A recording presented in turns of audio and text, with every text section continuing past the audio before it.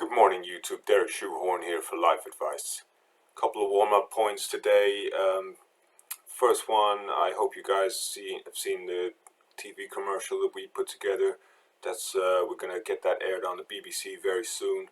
Really can't wait for that. It's gonna really spread the word to a lot more people. So that's very exciting stuff. So do check that out. It's up on the channel now if you want to watch it.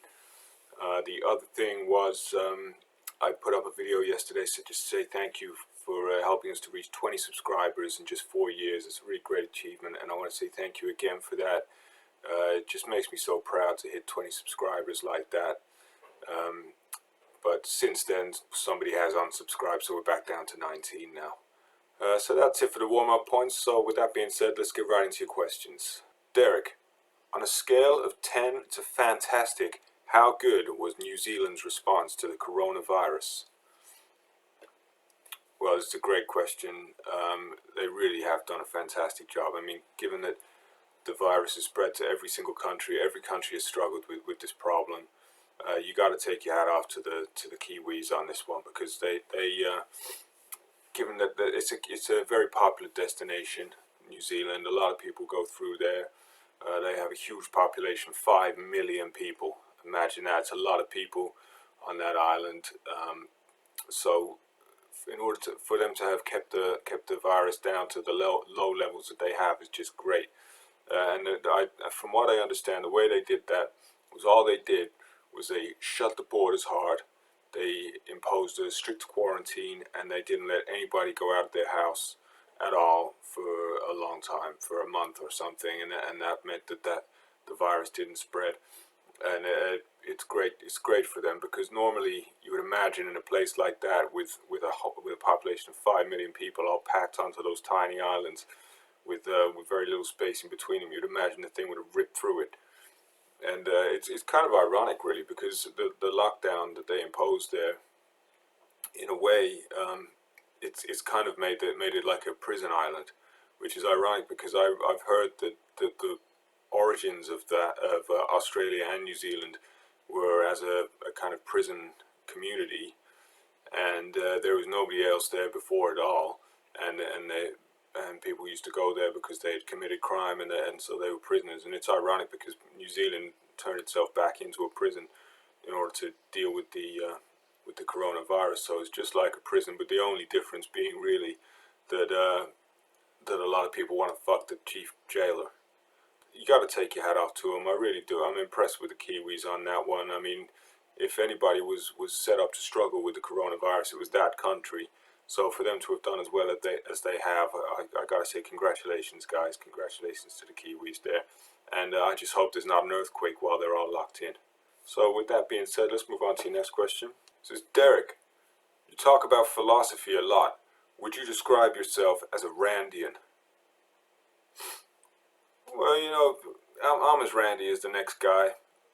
I wouldn't get carried away with it, though. You know, I think it's good to stay focused on yourself and not let your primal urges drag you into places you don't want to go. You know, because you got to stay focused. You got to keep your discipline, and especially when the weather's hot like this, you can't let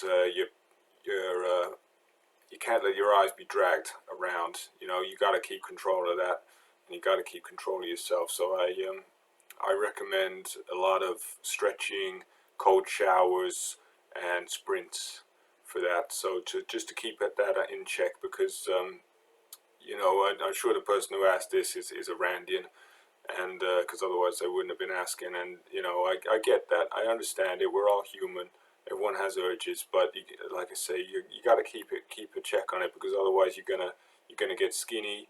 You're gonna start to lose your focus. Your business is gonna suffer, and you have to stay cool. You have to stay cool even in the summer. All right, that's what I say to that. So I guess to some extent I am a Randian, but no more so than the next guy. Derek, do you think the people who have turned into dolphins should be allowed to use the dolphin-only changing rooms at SeaWorld? Well,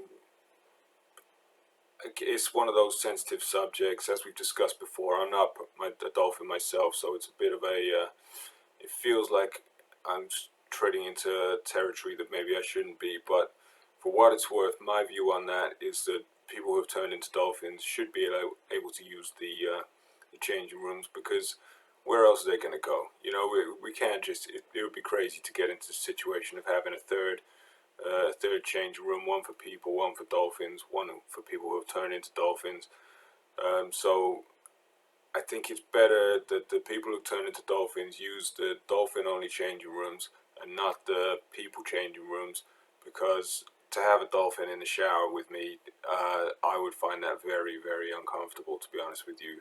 You know, looking at a naked dolphin when I'm there trying to wash off after a swim, it's it just doesn't sit right with me. But I'm prepared to be corrected on that. I don't know what the right answer is. It's a very complicated one, I have to say, and we're kind of in new territory with that these days, because you know, in the past, not that, you know, you only have to go back maybe 100 years, and you never had people turning into dolphins. It's a relatively new phenomenon. So I can't say that I know for sure what the right answer is there. But my gut tells me that the people who turn into dolphins should use the dolphin changing rooms and not the people changing rooms at SeaWorld. Okay, so I hope that answers that question.